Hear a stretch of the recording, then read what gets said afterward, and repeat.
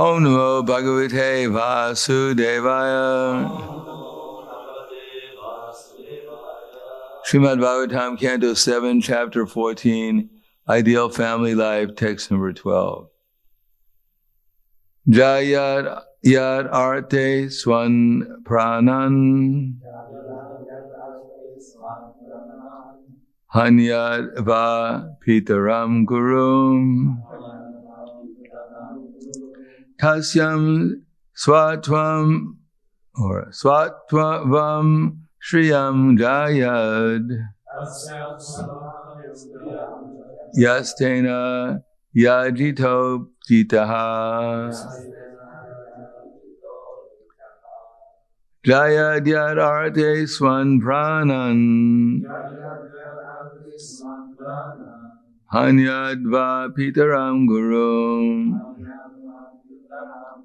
tasyam swatvam shriyam jayad yastena yajito jitaha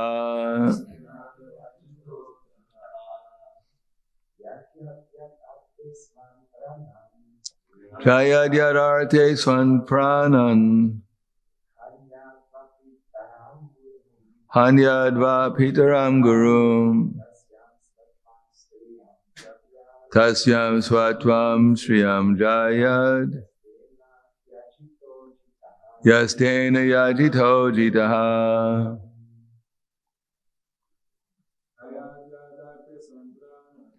jayad yad arte swan pranan hanyad va pitaram gurum yastvam swatvam shriyam jayad yastena yajito jitaha jayat. One may give up. Yat arte, for whom? Swan, one's own. Pranan, life. Hanyat, one may kill. Va, or. Pitaram, the father. Gurum, teacher or spiritual master. Tasyam, unto her. Swatvam, ownership. Striyam, unto the wife. Jayat, one must give up. Ya, one who. The Supreme Personality of Godhead. Tena, by him. He, indeed. Ajitaha, cannot be conquered. Jitaha, conquered. Translation and purport by His Divine Grace, A.C. Bhaktivedanta Swami Srila Prabhupada. One so seriously considers one's wife to be his own that he sometimes kills himself or her, or kills others, including even his parents or his spiritual master or teacher. Therefore, if one can give up his attachment to such a wife, he conquers the Supreme Personality of Godhead, who is never conquered by anyone. Prabhupada's purport. Every husband is too much attached to his wife. Therefore, to give up one's connection with his wife is extremely difficult. But if one can somehow or another give it up for the service of the Supreme Personality of Godhead, then the Lord himself, although not able to be conquered by anyone, comes very much under the control of the devotee. If the Lord is pleased with the devotee, what is there that is unattainable? Why should one not give up his affection for his wife, children, take shelter of the Supreme Personality of Godhead? Where is the loss of anything material? Householder life means attachment from one's wife, whereas sannyas means detachment from one's wife and attachment to Krishna. One so seriously considers one's wife to be his own that he sometimes kills himself for her or kills others, including even his parents or his spiritual master or teacher. Therefore, if one can give up his attachment to such a wife, he conquers the Supreme Personality of Godhead, who is never conquered by anyone. Namo Vishnu Padaya Krishna Prasthaya Bhutale Srimate Bhaktivedanta Swami Namane Namaste Saraswatam Deve Gauravani Pacharane Nirvishesha Shinivadi Paschadhyade Satarane Pumsa Striya.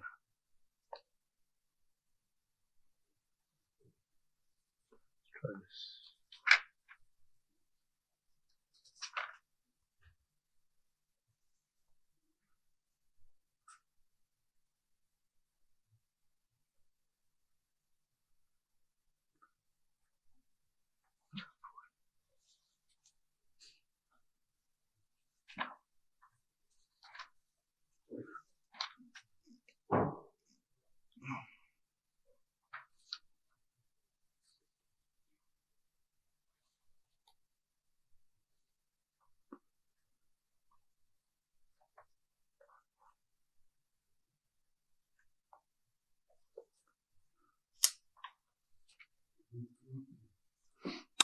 Yan mai tunadi grihamedi sukham hitucham kandu yanena karayor ivaduka dukam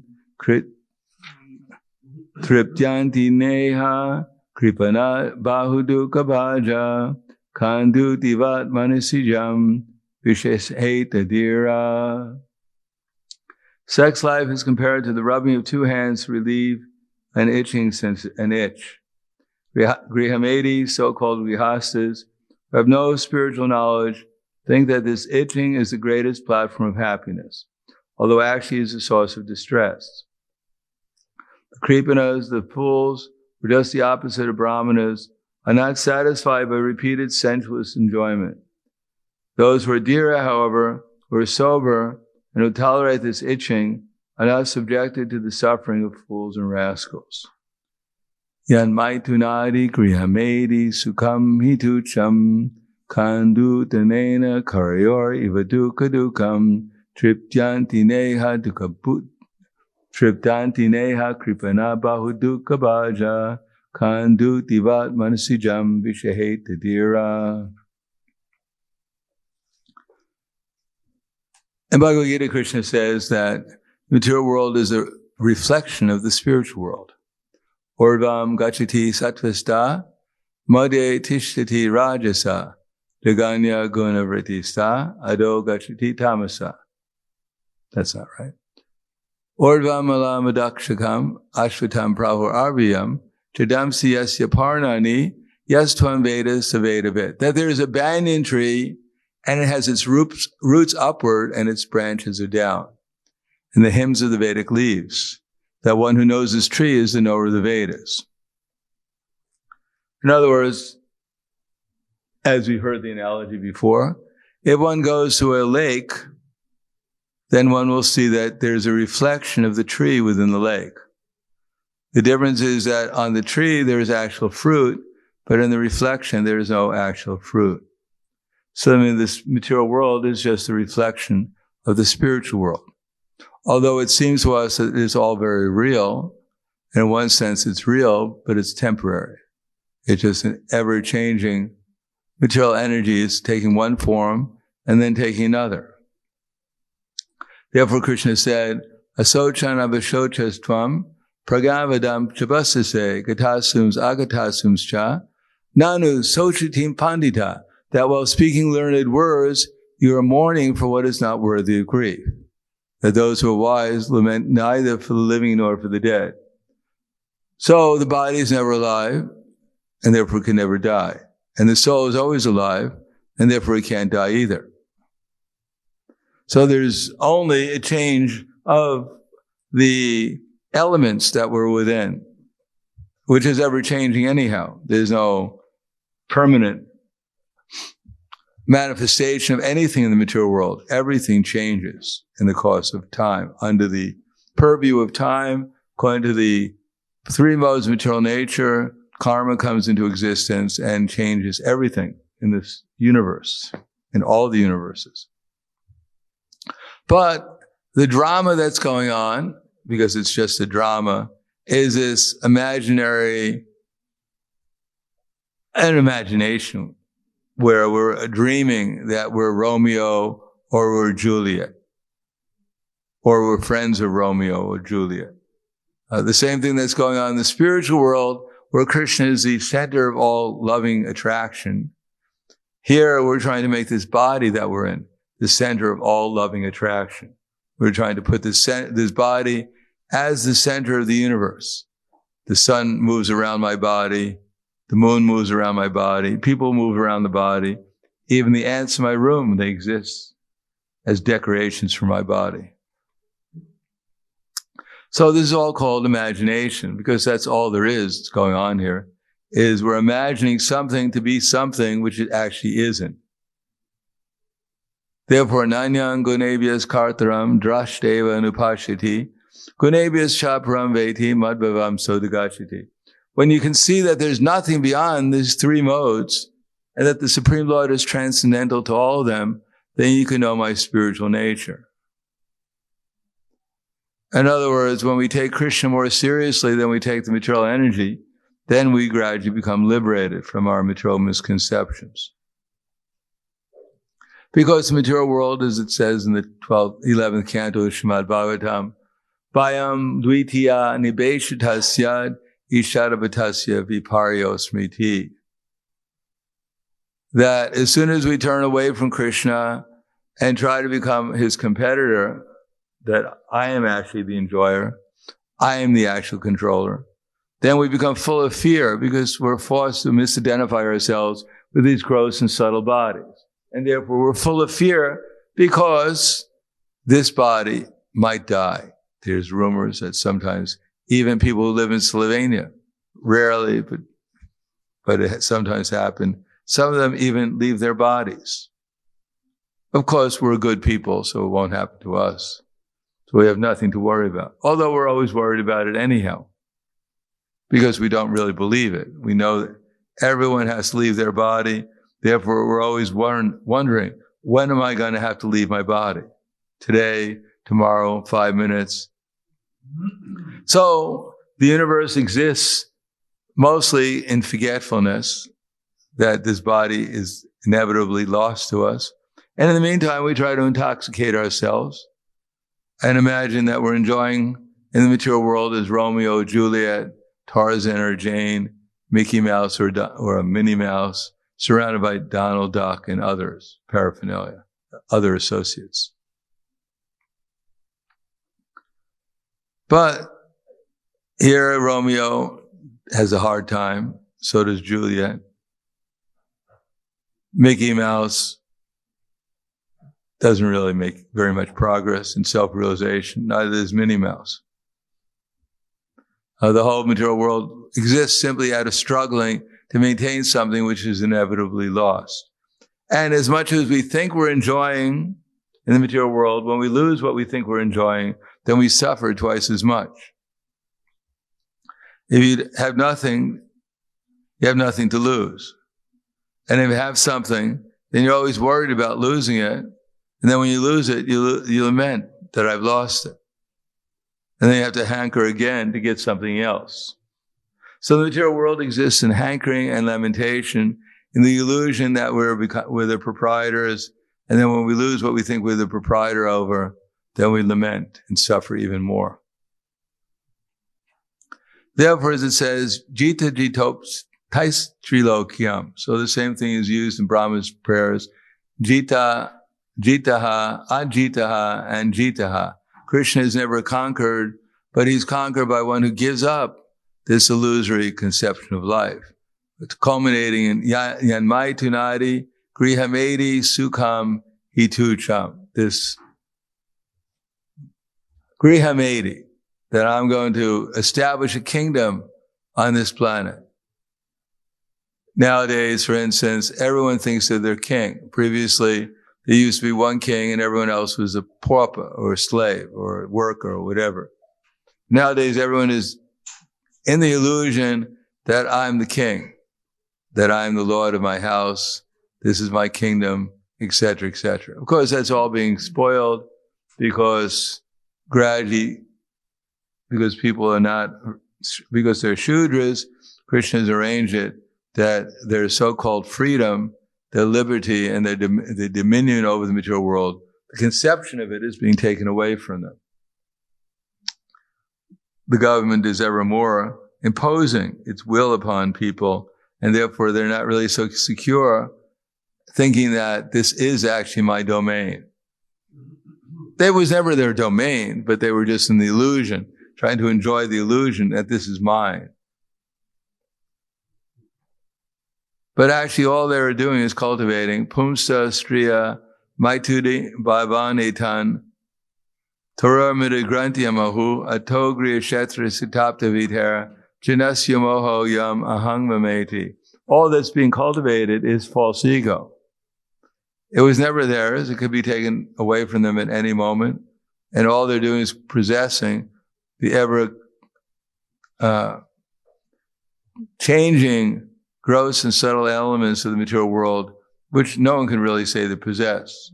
Hiranyakashipu wanted to protect his body from death, and therefore underwent severe austerity to live forever, but he died. What he thought was his body was taken away from him. When Nrsingadev wanted to, he came, and that was the end of Hiranyakashipu's identification with his body. Similarly, whatever we think we're the proprietors of now, only be there for a very short period of time, and then we have to go on to another scene, another drama. Therefore, pumsa striya, man, I am the Lord. Striya, I'm the Lord of you. Maituni bhavanetam. And it all culminates in maituna agra, sex life. Torah mridya granti mahu. And atogriya shetri satapta vetera. In order to prove that I'm the Lord, I have to get land and wealth and children, so many different things. But actually what I'm doing is inquiring, simply strengthening my false ego. Janasya yoho mam ahamameti. All I'm doing is cultivating moha, illusion. Ahamameti. But if one can give up that illusion, how did Arjuna give up the illusion? By willing to use his assets in Krishna's service, whatever they might be. Nashto moha smritir labdva tat prasada mayachuta stitos migata sandeha karishe vachanam tavaha.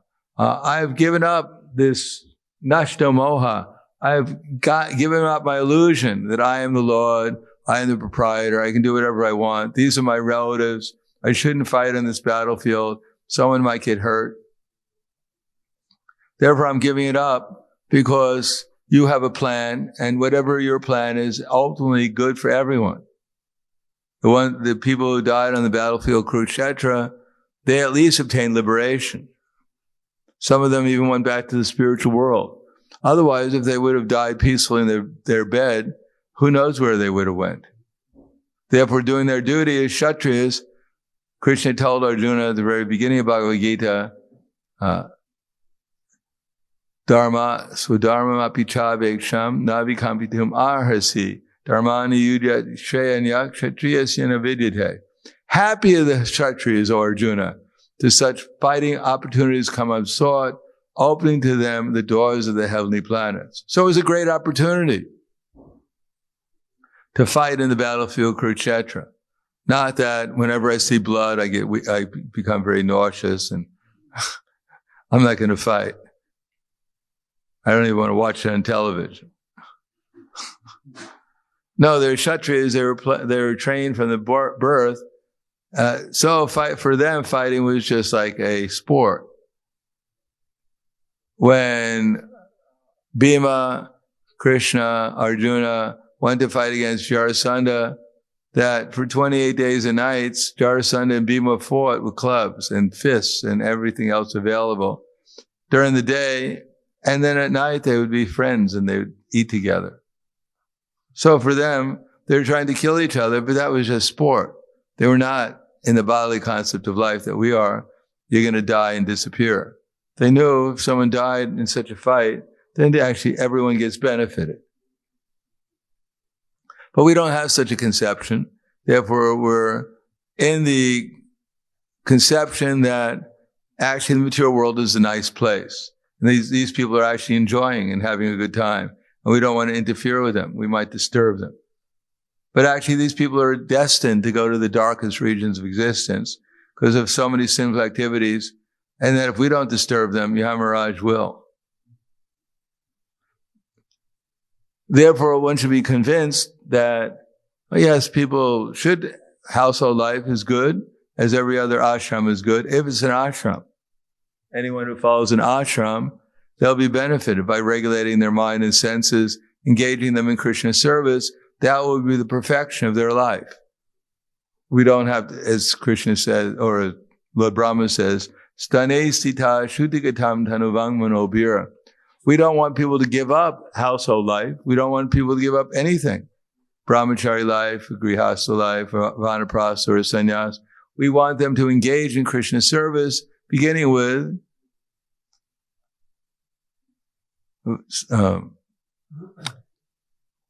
stane sita shuddhigatam.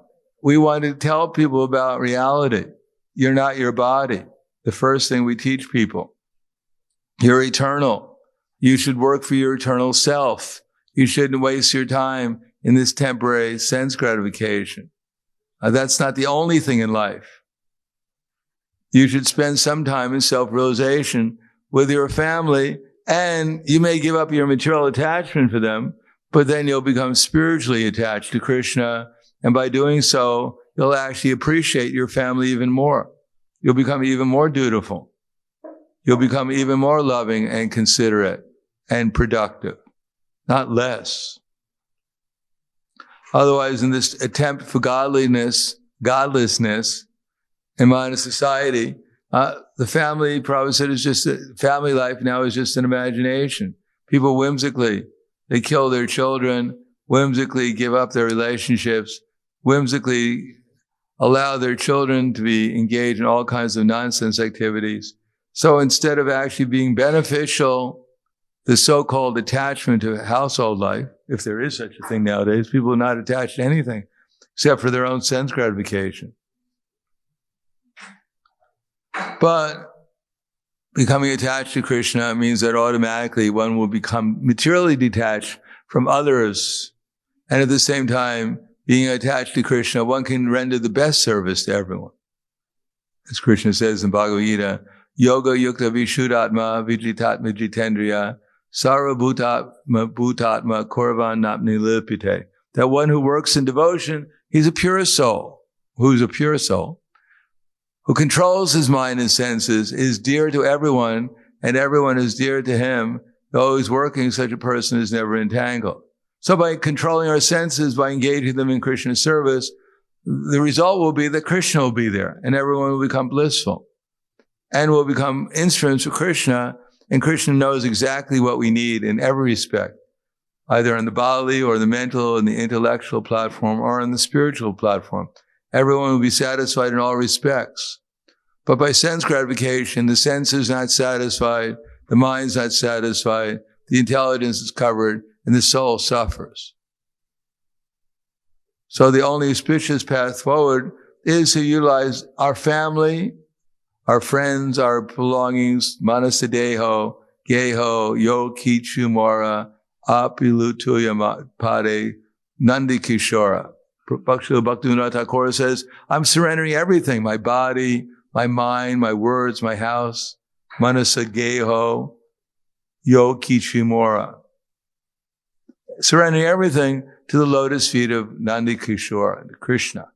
And that way everything becomes auspicious and we won't become entangled in illusion, that's all. The only thing we have to give up is our false ego, our illusions that come from that. And then this world will become as good as Vaikuntha. So we're not trying to change the world, we're trying to change our consciousness. And by doing that, we enter into the spiritual realm of consciousness. And everything we do will become auspicious for ourselves and everything else, everyone else. So I'll stop there. Thank you. Any questions?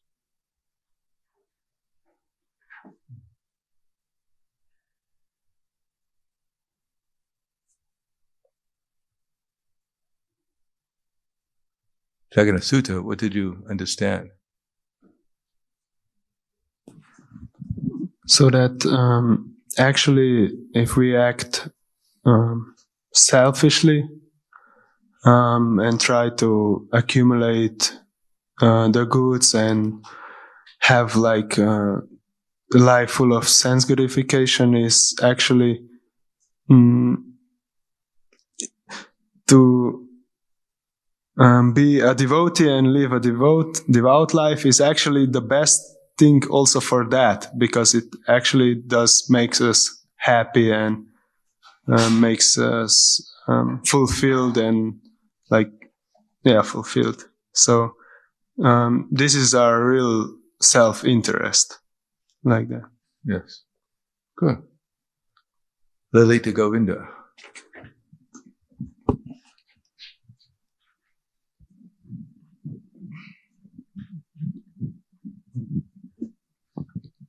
So you mentioned at the beginning this reflection of spiritual reality in water. So sometimes we hear that this reflection is illusion, and that it's temporary, but it's real. So what is this connection with illusion? Because we see illusion, we are living in illusion, but it's also real, but temporary. Yeah, it's real in the sense that it's made of energy. Just like if a child is cooking, the child is only 3 years old, the parents give her a plastic kitchen with plastic pots and plastic chapatis. So she's imagining she's cooking. She has a plastic stove, but so in one sense it's real. She actually has a stove and she has plastic pots, but she's not really cooking. But actually the kid experience something like the soul also experiences. Yeah, we're experiencing illusion. Yeah, that's real. Yeah, we're experiencing illusion. I mean, we're actually experiencing something, but what we're experiencing is the illusory energy. So that's real. We have consciousness and we're experiencing, and we think that this is reality. This is the ultimate experience. Okay. So that means when we have hard taste, we will change experience. Yeah, when we actually change experience, these illusion experiences with real spiritual experience. Yeah, when we actually get a real spiritual experience, as we get more, then we won't become attached to, we'll voluntarily want to remember Krishna. We'll become attached to hearing and chanting about Krishna, rather than hearing and chanting about the glories of material sense gratification. Thank you. Anything else?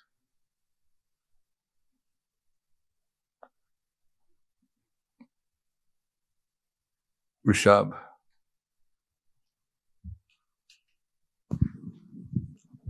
I liked when you emphasized at the beginning of the lecture that we live under illusion, that everything revolves around us, the whole world is here for us, and that we are the king in this universe. That's how people live. That's the point of existence in this material world. So I like that. Yes. Comparison. Everyone likes that. Dr. Marco. Well, I like that you said that Krishna has a plan for everybody, but so we must give up this illusion of that we are the kings, that this is our or queens. And if we put Krishna first, then give up material attachments, then we will be liberated. You said in the beginning. Yeah. Well, Krishna will reveal himself to us. Although Krishna is unconquerable, when it serves Krishna, then he becomes conquered. Yes. You were saying how we maybe think that we shouldn't disturb others because they will just degrade themselves more, and then Yamaraj will disturb them anyhow. So then I was thinking how, for instance, humans that eat meat, so they have to kill the animals. And we understand that those animals were persons before, in previous births, and they were also doing the same. So I was thinking how it came about, like how it started. That because, as I understand, humans at the beginning were not like violent towards the creation, or... Well, it happens because there are three modes. And if you act in one of the modes, you'll be influenced by the other ones too sometimes. You gradually degrade yourself. That's how the modes work. They gradually pull one down. If one doesn't make an effort, a good association to go upwards, one will be pulled down by bad association. So you may think, oh, I would never eat meat. But if we get in bad association, eventually our consciousness will be pulled down. Then we'll think we have to do it. With this, because we won't. We have to do it. Yes. Actually, I have a question. We can stop this illusion by carefully chanting Hare Krishna Mahamantra, but it is said in the scriptures there are no hard and fast rules for chanting Hare Krishna Mahamantra. What does it practically mean there are no hard and fast rules? Somebody may think... You chant it anywhere. Doesn't mean that there's no hard and fast rules. You have to chant offenselessly. We know that there's offensive and offenseless chanting. So our rule is we have to chant offenselessly. But as Chaitanya Mahaprabhu, he went to pass and he came back holding his tongue. And Gopal said, "Why are you holding your tongue, Lord?"